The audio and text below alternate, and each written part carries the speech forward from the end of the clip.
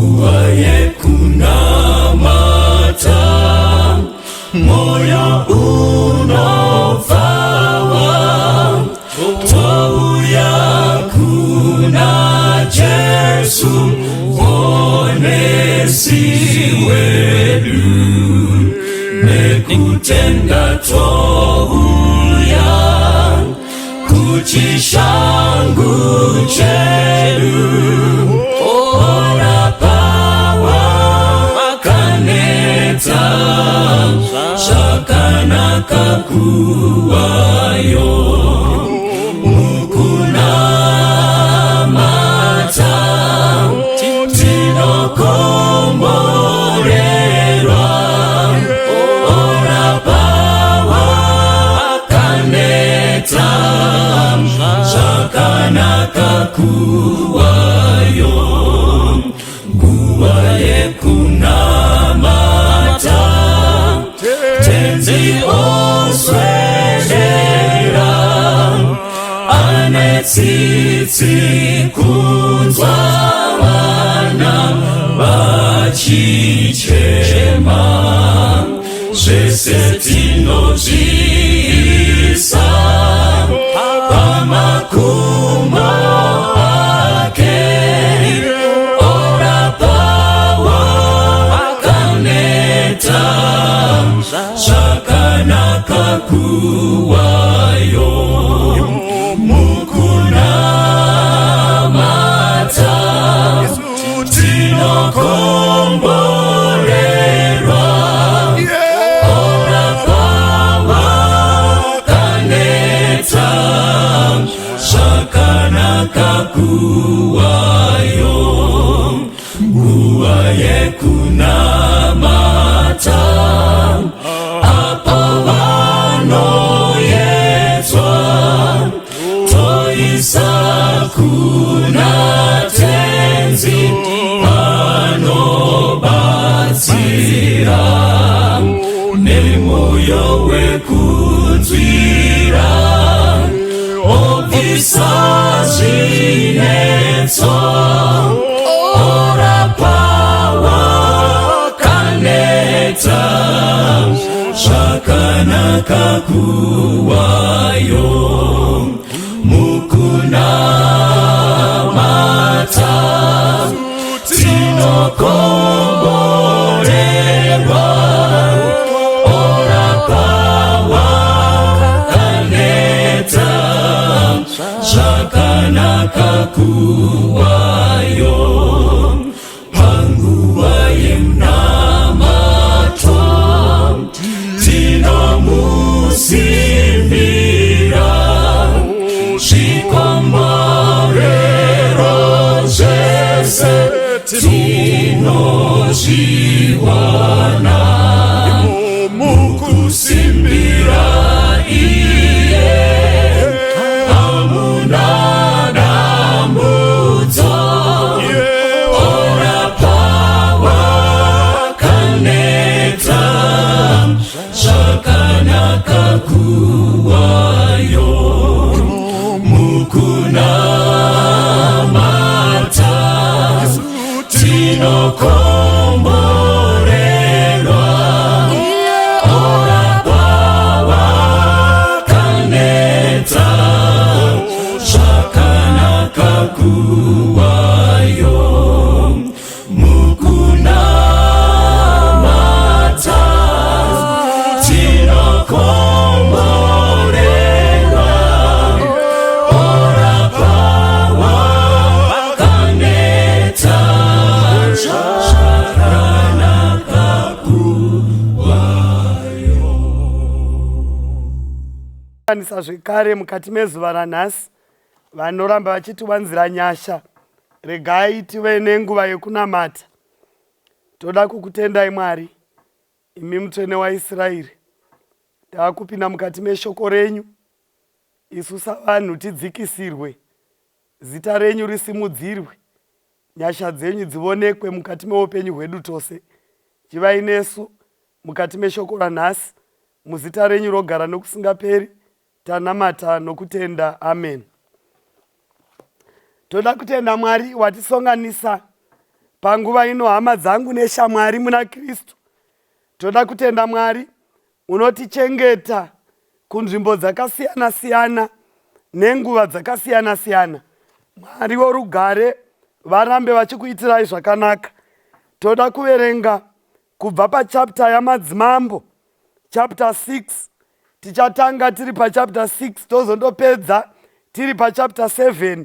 Mwari vachitiwanira nyasha. Musoro uripo pana chapter 6 verse ya 24 unotiwo Ben-hadad unokomba Samaria asi unokundwa. Ben-hadad unokomba Samaria asi unokundwa. Ben-hadad ndiani? Wakanga ari mambo wekumaSyrians. Samaria ndiani? Gwakanga guri rudzi rwavanhu vaMwari. Saka unokomba asi unokundwa. Ndoda kutaura neshamwari dzangu mukati mezuva ranhasi ndichiti pakawanda takakombwa naBen-hadad, asi there's an assurance yatopuwa kunzi unokundwa. Regai tinde pavhesi ya24 chapter 6 second madzimambo, pavhesi ya24 inotiyo: shure kwaizvozvo Ben-hadad mambo weSiria wakaunganidza hondo yake yose akandokomba Samaria. Vhesi ya25: nzara huru ikavapo paSamaria nokuti vakarikomba kusvikira musoro wembongoro uchitengeswa namashekeri esirivheri ana 70, nechiswana chiduku chematoto enjiva chichitengeswa namashekeri esirivheri anokwana 5. Mwari ngavakomborere kuverengwa kweshoko ravo. Tiri kuona kuti Ben-hadad yakanga iri hondo yavahedheni vakavuya kuzogwa nehondo yevanhu vorudzi rwaMwari. Saka vanoti vasvika, Ben-hadad ike zvino wakastrategiza akati, Israeri ike zvino kana tichigwa nayo hatidi zvokuchinjana mavoko navo, nokuti pane zvakawanda zvinopedzisira zvava pamaadvantages. Saka vanoti iye zvino musandogwa naIsraeri, asi indai mundokomba rusvingo gose gwekwaIsraeri. Kana makomba muvaise under siege. Zvichaitika mukati ndo vachazviitisa voga, zvichaitika mukati vachazviitira pachavo. Isu chatoda chete put Israel under siege. Saka unoinda Ben-hadad unondosvika ogadzika mauto ehondo akakomba rusvingo.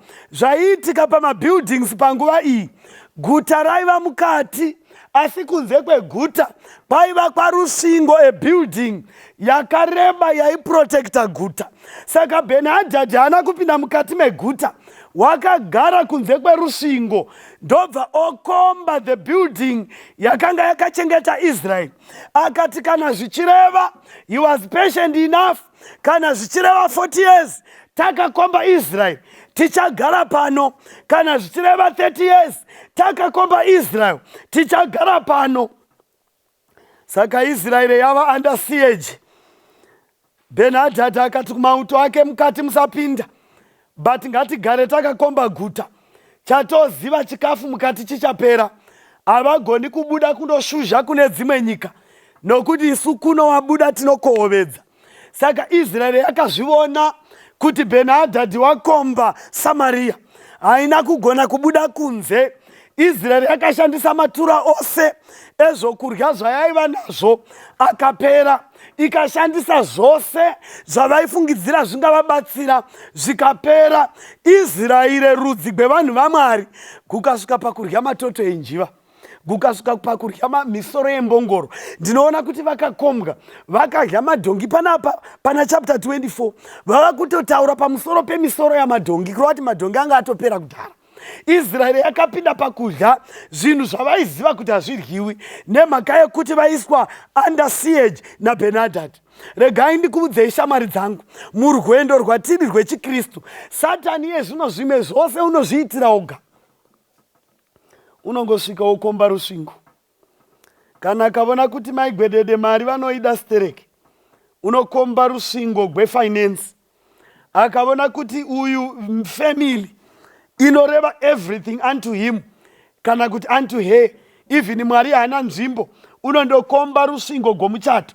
Akaona kuti uyu unonyanya kuvimba nevana, unondokomba rusungo gwevana, zvichaitika mukati muchazviitira moga. Saka Israel yakatena, ende mukati maIsraeri ndo manga muna muprofita Elisha. Na Elisha vo waiva under siege. The king of Samaria was also under siege. Masoja eSamaria were under siege. Kana mamune red bareta, it was under siege.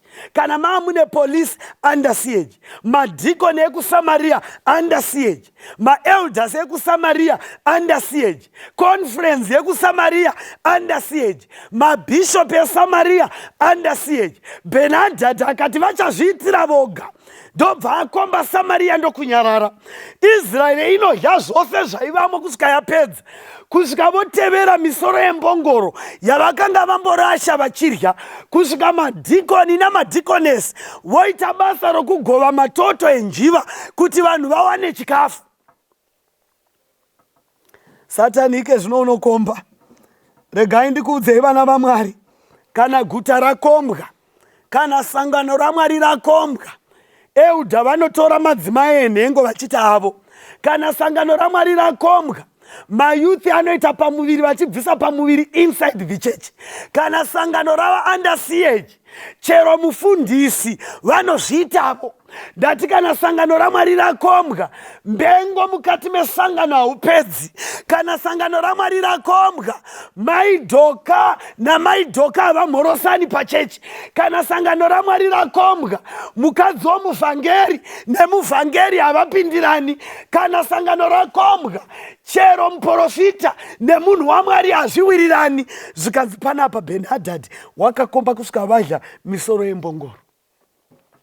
Kurova kuti Ben-hadad strategy yake yaakanga ashandisa kudhifita Israel yakanga iri yokuti zvivi zvavo vazviitire voga.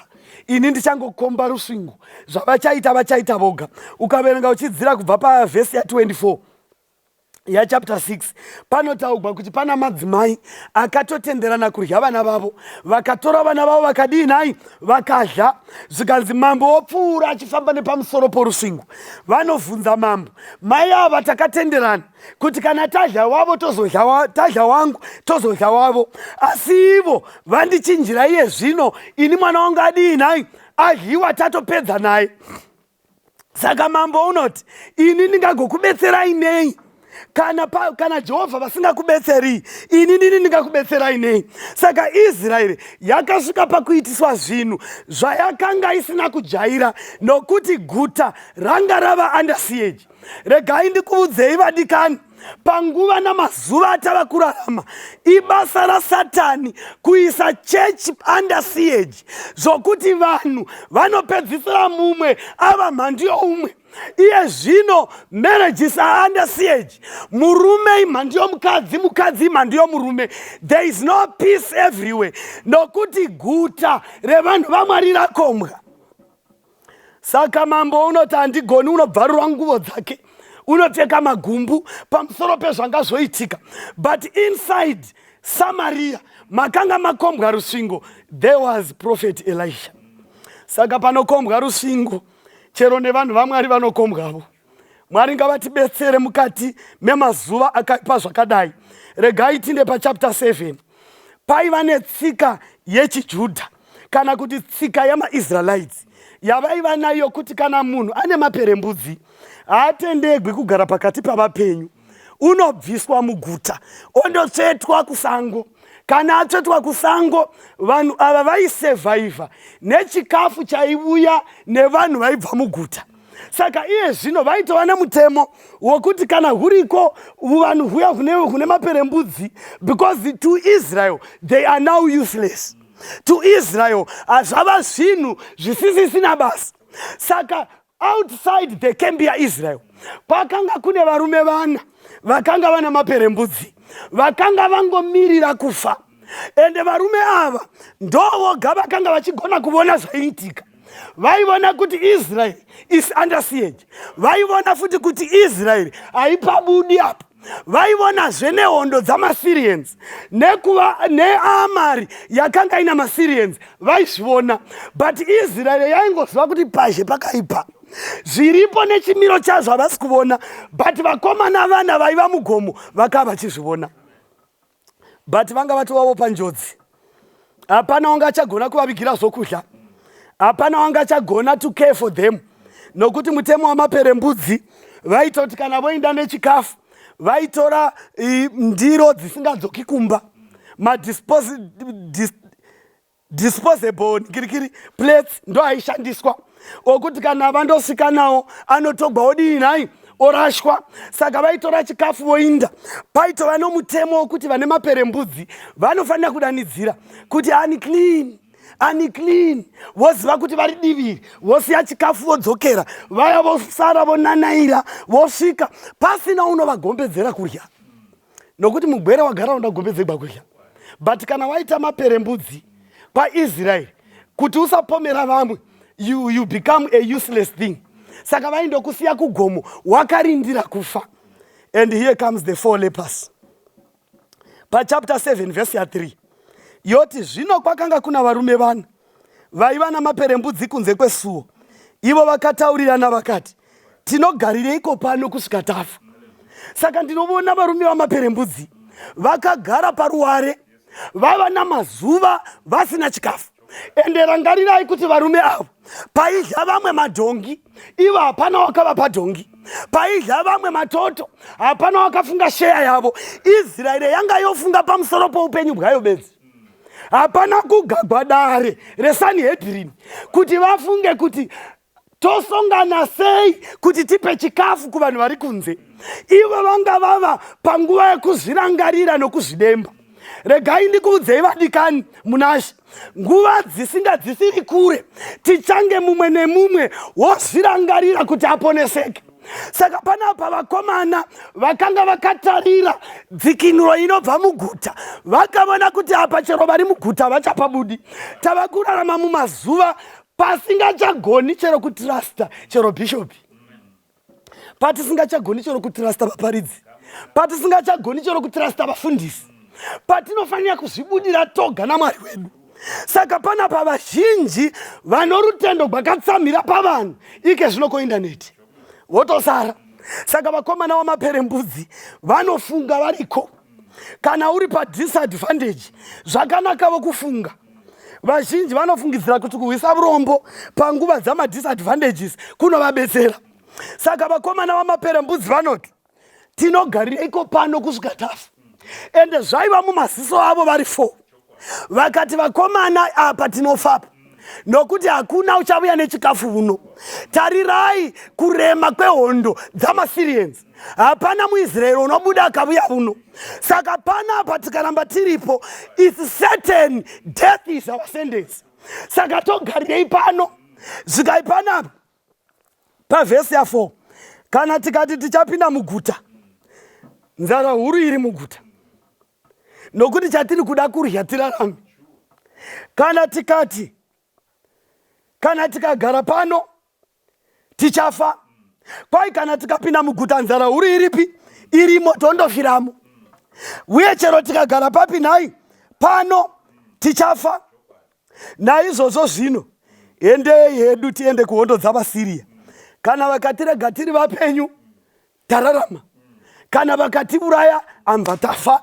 Ndobva vaita strategy vakati, isu pano vakomana tagara tongofa, tikaenda kuguta kungondofa, tikagara pano kufa, tikaenda kuhondo dzavaSiria kudini kufa. Asi uku kune chance yokuti vanogona kutirega tiri vapenyu, but there is food kumacamps emaSyrians. Saka toindepi zvikaendei kune chikafu? Regai ndikuudzei vadikani, panguva yatiri kurarama ike zvino haisisiri nyaya yekunamata Mwari nokunakirwa panyama, haisisiri nyaya yekunamata Mwari nemhaka yamadzinza, but yava nyaya yekunamata Mwari nemhaka yeupenyu hunovuya. Saka vanoti, if we perish we shall perish. Endei kuhondo dzavaSiria. Indoti kana ndichiverenga ndinotoona firimu yezvinhu zvavaiita mumusoro mangu. Saka ndoona kuti enda hapana pasina leader, ndozvandakaona. Hapana pasina leader. Ukaenda pama-street kids panotova nomukuru, unotoudza vamwe zvokuita ipopa yachitodominate. Vakomana mabhina wabawi, munozviziva kuti haasi wongobata-bata vanhu vose vose, vanotozviziva. panoti vanotomonita vamwe. Rimwe gore ndakati 2009 ndiri pachikenini ndakamirira vana vanga vachibva kumusha. Ndobva ndasvika pamabhini aivapo, pane mabhini avakorinde ndakasingazvizivi. Saka pamabhini paiva nebhini repachikenina. Vakasvika vakomana ndokundeya vachizeya vari ipapo. Ndikati kwavanogona kunonga sei umu munoti vane nyama iri nani. Saka ndobva zvaramba zvichimira, ndobva pasvika chimwe zvikati amana ngatidye mani, ngatitora mana. Ndobva chava zvikanzi ndinomuudza. Saka ndakava neinterest yokuziva kuti unobudziwa ndiani. Ndobva ndakati nati pane mukuru. Saka ndobva varamba vachizeya zvikaitodzikama zvako unoitama masvingo ino. Ndotarira ndoona ma-street kids. Ndikati saka bhini iri rinomuridzi here. Saka ndakazoti kwava kuma-8 ndikamona posvika rimwe street kid gentleman. Ndobva rasvika madi zvikanzi tachengetedza. Ndobva rasecha ndokusecha richibudisa zvima-K-lights richibudisa richisecha makanaka. Ndobva rabvisa ndokuisa apa zvika ichitorai. Ndobva zita maita blast but ndovanga vakachengeta bhini. Hapana pasina leader. Chero kaenda kuvagwere vomuchipatara munoinda muchinoona patient yenyu pamubhedha, pane mugwere umwe unongowanikwa agere iye havati. Ndiye unachikuudzai mukasvika pamugwere wenyu pamwe unenge ari paoxygen kana kuti unenge achigomera, ndiye unokuudzai mavatiro aita mugwere uyu. Saka unotokuudzai kuti havana kumbovata, vavona nhamo. Iye mugwere unotova muchipatara. Ndiyezve mugwere unoti kana poriji yopfuura unoti uyu haana kurya, uyu haana. Basa rake ndio watova leader muchipatara. Saka ndinoona kuti pavakomana 4 vemaperembudzi paiva newaiva leader. Ende leader kana zvinhu zvorema unofanira kutsunga. Saka ndiye unotaura kuti tingagara pano kusvika tadii nai, kusvika tafa. Pavhesi ya5 ipapo vakasimuka mambakwedza vakaenda kumisasa yavaSiria. Vakati vasvika kumisasa yamudzivo yavaSiria vakawana kusina munhu. Saka vanoti vanosimuka vakomana, but chakaitika manje maperembudzi haasarudzi pokugara, hanei nepasi petsoka, anogara nzvimbo dzose. Saka ndinoona kuchisumuka zvakatsunga ndobva zvondobata ruoko goumwe kuti chinga usumuke tinde kumisasa yavaSiria.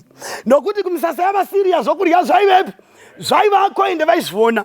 Vakati this is the only way out kuti tisurvive kana tada kusurvive. Saka vanosimuka mambakwedza, vanobatana vachinda, vachitsvaga pokutsika napo, vachinzvenga masoso, vachipinda vakananga. Saka concentration yavo havana kudrowewa attention yokuinda kumisasa, nokuti their concentration yakanga iri pamasteps avaiita. Saka vaitsvaga nokumainda masteps nokunzvenga matombo, havana kutarira kuhlisa kwezvaiva mberi. Regai ndikuudzei vana vaMwari, ike zvino patava our concentration inofanira kufocus on Jesus and Jesus alone. Tisatarira zvimwe zvose apa. Masoso panzira aripo, matombo akatesvera aigona kundobaya berembudzi rimwe richitushuka aivapo, but ivo destiny yavo yaiva yekusvika kwaiva nezvokurya. Our destiny as Christians is to be saved and we are done. Saka dzimwe hondo dzose ngatisiyane nadzo, ticoncentrate on the path yokundoponeswa. Saka kunosumuka zvikanzi vakawana kusina chiinai, kusina munhu. Vakati vasvika kumidziyo yekumisasa yavaSiria vakawana pasina munhu, nokuti Jehovha wakanga anzwisa hondo yavaSiria kutinhira kwengoro nokutinhira kwamabhiza kuri kutinhira kwehondo huru. Vakataurirana vakati, tarirai mambo waIsraeri wakakoka madzimambo avaHiti nemadzimambo avaEjipita kuzogwa nesu. Hondo dzavo dzadzogwiwa naMwari. Israeri for a long time vakapedza GMB yeSamaria ikapera yose, vakatsvaga kuma-reserves vakapedza, vakangokombwa neSamaria.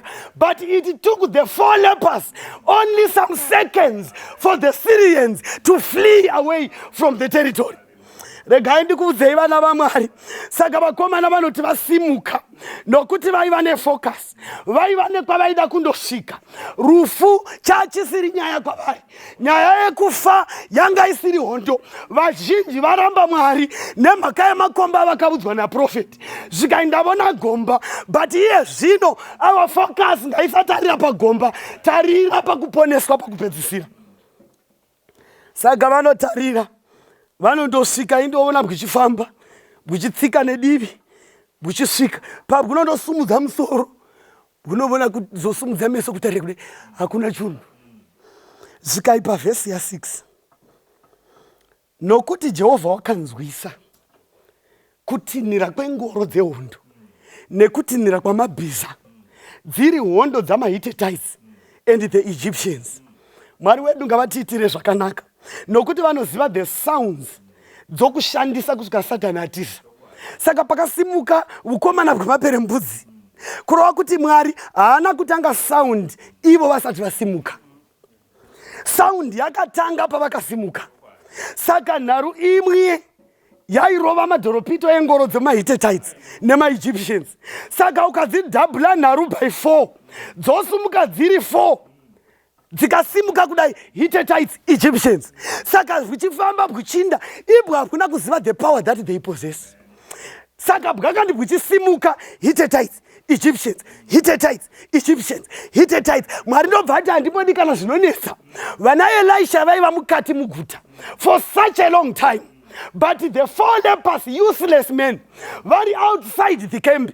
Kana iri nyaya yevhangeri raMwari nokuponeswa kwavanhu vaMwari, Mwari haachatsvagi mazita, Mwari haachatsvagi authority, wotsvaga those who have the will to go. Saka unoti vachifamba varume vaya Hittites, Egyptians, Hittites. Pavhesi ya6 yanyatsokutaura kuti Jehovha wakanzwisa kurova kuti zvinhu zvazvisiko. Mwari ndobva aita budzenga butsvene ndongoti vakomana uyai kuvatumwa. Ndoda mutumwa wemaHittites unoziva masounds engoro dzehondo dzemaHittites. Ndoda mutumwa unoziva masound engoro dzehondo dzemaEgyptians. Kuzheve yomuSyrian yokurudyi Hittites, kuzheve yomuSyrian yokuruboshwe Hittites. Saka dzaita kuchinjana so dzichirova vakomana vachichinja nharu vachidini vachinda Hittites, Egyptians, Hittites. Saka vatumwa vaimeka sure kuti the sound yaridzwa zvakanaka. Une nhamo kana paita mutumwa wairidza sound nenzira isiriyo, nokuti Mwari wakataura the type of a sound, the Hittites and the Egyptians. Kana airidza dzema-Syrians, that was going to be wrong. Regai ndikuudzei mugwendo gwechikristu, beware of the wrong sounds. Nokuti pane masounds acharidzwa. Nokuti Satan pachake, when God produces a sound, he would make sure kuti waisa a counterfeit. Regai ndikuudzei vaKristu vaMwari, hakuna munhu wakagadzirirwa gehena, asi richagadzirirwa vanhu vari stubborn to the truth. Saka the Hittite sound yaifanira kurobwa navatumwa and vakaita carry forward their task nekurevesa. Saka ndinovona vatumwa vakasvika umwe pazhevei ndokurova sound yamaHittites, umwe uri kurova sound yamaEgyptians. Zvikai panapa vakatiza vakasiya matende akadini. Chiragai ndiverenge pavhesi ya7. Naizvozvo vakamuka mambakwedza vakasiya matende akadaro namabhiza avo namahesera, vakasiya misasa yose yakangodero. Amapawa here vana vaMwari. Pavhesi ya5 inotiyo ipapo vakasimuka mambakwedza. Vhesi ya7 ipapo vakatiza mambakwedza.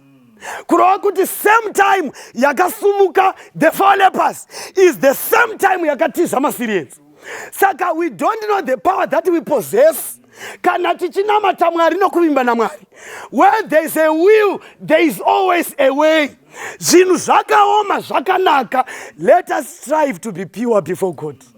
Saka vakomana vanosumuka mambakwedza, maSyrians anotiza mambakwedza. Zvika vanosiya matende akadero, vanosiya mahesera aripi akasungibwa. Usafunga kutamba nokufunga kuti Mwari kana vakonfuse Satani. Vanhu vakafunga kuti bhiza chairo harimanyi pandiri. Kana wavhiringika unoti hesera haridini harimanyi. Kana wavhiringika unoti mabhiza, kwai mabhiza vakanga vanavapo ndaamambo. Ndobva vasiya mahesera. Ini mahesera kwedu kuzakawo kuti tine kududzira kwetoita kutaura panyaya yamahesera, because ndomazivire etoita mabhiza iwawo. Hesera isi kweduko tinoti nderiya repa OK Grand Challenge rinotatamuka 1.5 mita, richibva uku rinondotsika pa 1.5 mita pegi, rotatamuka futi. But time yakanzwisa Jehovah hondo dzamaHittites and Egyptians, maSyrians vakatrasta shoka dzake kudarika Hesera. Ndobva osiya Hesera riri pamuti achirova pasi kuinda. Zvikai vakasiya vakawana matende akadii nhai, akadero, pasina kana chimwe chavagona kudii nhai, chavagona kutora. Zvikanzi pavhesi ya8, zvino vaya vaiva namaperembudzi vakati vachisvika kumisasa yekumidzivo, vakapinda mune rimwe tende, vakadya vakamwa, vakatoramo sirivheri nendarama vakandoviga. Vakapinda mune rimwe tende, vakadya vakamwa, vakatora sirivheri nendarama vakandoviga. Bhizinesi ravo rarava rokudya nokumwa. Ndosaka umwe muimbi akamboti, mhaka ndigadzirira tafura pamberi pevavengi. Israeri iri mukati. Basa ramadhikoni muIsraeri yative kutogohwa matoto. Imi veimbekwa nhingisiro makatora sagara matoto mukakanganisa vanhu panapa, itai muchisheyana zvakanaka, mugovane zvakadini zvakanaka. But vakomana, the 4 useless lepers, vari kurova basa vari panze. Zvikaindobva vasvika vakadya vakamwa vakatambura, vakatora vachindodii, vachindoviga. Kana ukafunga nyaya yavakomana vasinambokurira kumusha sena vagonozviwisisa. Inda akurira kumusha, takakura tiri zvivhindikiti. Chero vabereki vangu kana maizovavona vaikuudzai kuti ndii ndakandiri strong pane vamwe vose, ndakandisingagwari futi. Imwe secret yangu, vamwe vaigona kutoita kwashi zvinhu zvichinetsa, asi ina handina kuita.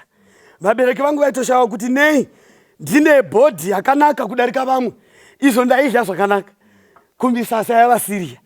Ndaiti ndikasvika pachikoro, ipapo maticha makore wanga achiri maticha chaiwo. Wasvika pachikoro kuchine mabhifi emazigaba ane chikiso chaibviswa pamusoro chokiinubwa. Saka maticha vavasingakokoti mukati mazuva iwawo, vaingovhura nechikii vongokutura rosara bhifi rakazara makona vokanda kugomba. Saka isi aiti pabreak ndo petondotenderera pavakomba paya tichitenderera tichiona kuti hapana here chadini charashwa. Ndovona gomba zvine zvanyungudika zvarobwa nomushana, ndotsvaka chitanda ndokokora ndobvisa ndorya. Ndapedza kurya ndotora shizha rangu romushuku ndoenda pamufuku ndomwa mvura ndodzokera mukilasi. Ndaitowana balanced diet. Musi uyu tafura yevarume vevagwere yaishisa ma100% aivako because maSyrians anga ari one of the superpowers. There was good and best food prepared by God himself. Dambudziko redu panyaya dzokunamata Mwari nderekuti tinoda kurya zvakanaka tisina kugamuchira Kristu. Mwari ngavatibetsere in the process yokuitwa perfected. Dzimwe nguva tichambogara outside the camp, dzimwe nguva tichavengwa, dzimwe nguva tichasemwa nevanofanira kutida, dzimwe nguva tichasemwa chero nevarume vakatiwana. Asi kana Mwari vanesu, tafura ichagadziriswa. Saka business yavakasvika voita kwaiva kurya nokumwa nokutora sirivheri nokundoviga. Vaitoti hatitorasi shasha dziri mukati. Kana tikasatosevha for our own cause, tikasatora zvimwe tikaenda kugomoko nazvo kundochengetedza, idzi shasha dziri mumudzika dzongopedza zvose. Saka ndobva vagara vaisa safety bag paside kuti kana zvanetsa tinomanyira apa. Saka Mwari ngavatibetsere vatiitire zvakanaka.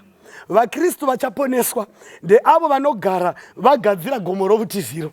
Kana zvanetsa tichamanyira apa. Uye ndeavo vanoti kana tafa tadini nayo tafa. Indenda ndiri nivakomana ava maperembudzi. Ndikadai ndakatoti chiregai vakadera. Vakagara imomo havazivi kuti kuna kuchina vanhu. Saka isi changohya kusvika zvanaka. Avo vakadini vakadero. But pavhesi 9 ipapo vakataurirana vakati hatiiti zvakanaka. Nhasi izuva reshoko rakanaka, asi isu tinongonyarara hedu. Kana tikanonoka kusvikira kwaidza tichavingwa nokurobwa. Naizvozvo endei zvino tindoudza imba yamambo. Naizvozvo vakaenda vakadanidzira kumativi nesuo reguta, vakaudza vakati kwaari, takasvika kumisasa yavaSiria tikawana kusino munhupo, kunyangwe inzwi, asi mabhiza akangosungigwa, mahesera akasungigwa namatende akangodero. Vari kuisa good news to the city of Israel. But panapa varume ava havana kubhiricha mutemo wamaperembudzi. Apa ndakavada vaiziva kuti vane good news, but havana kudarika law yemaperembudzi. Vaizviziva kuti kana una maperembudzi haugoni kusvika pedo neumwe unomupomera. Saka vanochengetedza murayiro wamaperembudzi kunyangwe vakanga vane good news. Regai ndikuudzei vadikani, vanondosvika paguta vodanidzira vachiprotekta vari muguta. Kana tikatoinda negood news tichadhifaila guta rose namaperembudzi, asi tichadanidzira tiri uno kuti kwanaka kunze kwechiinai kweguta, and ivo they were ready kubva panzvimbo iyi kuti vamwe vagowana kuzobuda. Saka vanodanidzira. Varipo vanhu vasina hanya nevamwe kunyangwe pachikristu chavo, they are very careless. But these ones, 4 lepers, they were careful kuti vasadhifaila one another. Regai ndikuudzei vadikani, kana ukaita upombwe mukati mesangano, pauri hazvina chakashata, but rega nemhaka yekuvodza mwoyo yavazhinji. Saka nemhaka yemwoyo yavazhinji, danidzira upombwe uri kure usina kusvika pedo nabwo. Saka vakati vadanidzira pavhesi ya 11, ipapo vatariri vesuo vakadanidzira vakabudza veimba yamambo. Ukatarira mambo unoti vakomana vaisotsi chaitwa tinenge tagadzirirwa saizvi. Mambo wavaSiria waziva kuti tine zhara, wabva uripo oda kuti tibude vagotidinai, vagotibata. Zvikanzi namambo ngakutsvagwe vamwe varume vanoenda nengoro kutevera vaoneka, tikavona vadzoka kwakanaka, tikavona vasina mbva vapera. Muri pauyisa here? Uchaona kuti mukati megwende gwechikristu pane vamwe vanhu ari masacrificial lambs vanoshandiswa pazvakashata, asi zvakanaka havadinai, havarangarigwi. Saka panapa zvikanzi ngakuinde vanhu vanotocherekedza. Pavhesi ya 14, naizvozvo vakatora ngoro 2 namabhiza adzo. Mambo akatuma vanhu kunotevera hondo yavaSiria, akati endai mundovavona. Vhesi ya 15, ivo vakaenda vakatevera kusvikira kwaJorodhani, vakawana nzira yose izere nenguvo nenhumbi dzakanga dzarashwa namaSirians nokumanya kwavo. Nhume dzikadzoka dzikati tapedza nyaya, vanhu hakuna. Regai ndikuudzei vana vaMwari, vaSiria vatiza kubva pamatende. Vatumwa vekutinhira havana kurega kurova masounds emaHittites and Egyptians kusvika maSyrians aitwa fully drove out from Samaria. Saka Mwari ngavativandire nyasha. Saka pavanovatevera vambosiya mahesera. Ike zvino shangu dzavo dzava kuvaremera, vakakurura shangu vakarasha, bhachi rorema vakakurura vakarasha, trousi rorema vakakurura vakarasha, vakavambuka rwizi Jorodhani nokunyadziswa pasinawo nenguvo. Pakatevera vakomana vaIsraeri vakawana mugwagwa uzere nenguvo dzarashwa namaSirians. Mukati mezuva ranhasi pane nguvo dzaSatani, dzimwe dzatakachengeta mukati medzimba dzedu. Pane nguvo dzaSatani dzimwe dzinotiremera. Ngatikurure tidinai, tirashe. Sezvakaita vakomana maSyrians vakakurura vachisiya, sezvakaita vakomana vemaperembudzi pavanovona kuti kuvimba naJehovha kwakanaka, vanofamba gwendo gose vachifara. Vakanga vagwa kugwa kwakanaka, and Israel was saved. Pataimu yakangozodzoka vanhu kundoshora, nana Elisha vaprofita vakanga vava kutoshanda maofisa avo. Asi pataimu yeUnder siege vakabwandira kunyangwe naivo vari mukati meguta. But Mwari ngaavongwe because of the 4 lepers. Mukati mezuva ranhasi pane avo vanoti aiwa Mwari ngavatibetsere. Ini I am one of the lepers. Ndine zvandinazvo zvinondinetsa kusiya. Ndine zvivi zvimwe zvandajairira. Ndinoda kugwigwa naMwari. Ndinoda kubviswa muhondo dzoupenyu. I want to be that leper. Kana ndichifa ndiperishe along the way to the destiny which is to Christ. Kana pane hondo dzandofanira kukunda, ndinofanira kugwadziwa nadzo along the way, ndichitsvaga pokutsika napo namaperembudzi, but ndakananga kuna Kristu. Umwe uripo pakati pedu unoti, mwana wamai vangu, Mwari ngavandibetsere, ndina maperembudzi enzira dzakasiyana, but ndichasimuka ndakananga kuna Kristu. No matter how powerful the waves along the side, the road, ini Mwari ngavandibetsere ndirambe ndakatarira kuguta rinoruponeso. Varipo pakati pedu vanoti haiwa vanhu vaMwari ini ndatambudzika, but ndaifungidzira kuti kuramba ndiri mugomo kuchandibetsera, but I am perishing. Chikristu changu chiri kufa physically, ndiri kufa spiritually, handina chakanaka chichaonekwa. But today I am standing up as the 4 lepers. Ndakananga kuna Mwari. Kana ndichiparara along the way, ndichaparara. Kana ndichidzikinugwa, ndichadzikinugwa. Handichaisi pfungwa dzangu kurudyi kana kuruboshwe, but I shall focus straight on the cross. Vakadero regai tinamate. Toda kukutendai Mwari. Tina maperembudzi akasiyana siyana. Tiri pakutambudzika. Pauro unomboti, haiwa ndiri munhu uri pakutambudzika. Ndianiko uchandirwira pamuviri worufu uyu? Tinoti zvatinoda kuita ndizvo zvatisingaiti, asi zvatisingaiti ndo zvatinoda. Mwari ngatibatsirei mukati mezuva ranhasi. Mutigwire tose nenzira dzedu dzakasiyana siyana dzamaperembudzi. Masangano enyu ane maperembudzi, vavhangeri venyu vane maperembudzi, vaparidzi veshoko renyu vane maperembudzi, mabhishopi ane maperembudzi, vafundisi vane maperembudzi. Asi titenderei tisimuke takananga kumuchinjikwa kuna Kristu. Upenyu bwedu habungarevi chunhu chero tikaramba tiri pagomo rino, asi imi muchatiwanira nyasha. Tava kusimuka Mwari, takananga kwatinofanira kuinda, and the victory is certain. The Hittites and the Egyptian sounds tinodzikumbira mukati meupenyu bwedu. Tirwirwe pahondo dzose. Pane hondo dzatakakonewa, dzimwe dzakatibudisa pamuri, dzimwe dzakatipa kusvika pang'anga, dzimwe dzakatipa nzira dzakasiyana siyana. Asi haiwa Mwari, like the 4 lepers, we need the Hittite sounds and the Egyptians kuti Satani atinirigwe, asiye namagucho ake, asiye nezvose zvaaishandisa, dzikiniro yenyu isvike kwaIsraeri. Mazvita enyu Mwari nokuti muri Mwari. Chivai nesu kubva zvino nekusingaperi. Amen. Kuna Jesu, Kuna Jesu, kuna Jesu, Jino, uya kuna Jesu, kuna Jesu, Jino, kuponeswa,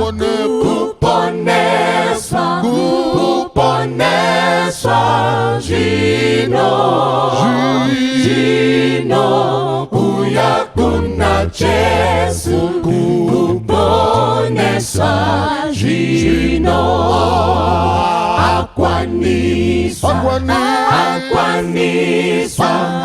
akwanisa, Jino, uya kuna Jesu, akwanisa, Jino,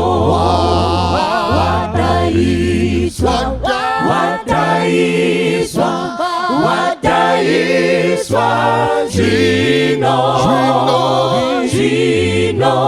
uya kuna Jesu, arindira, Jino,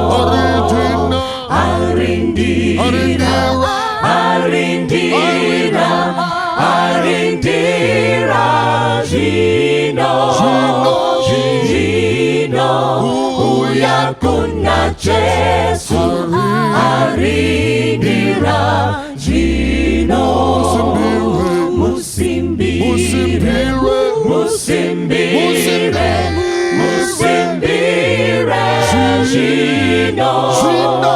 Jino, uya kuna Jesu, musimbire, Jino,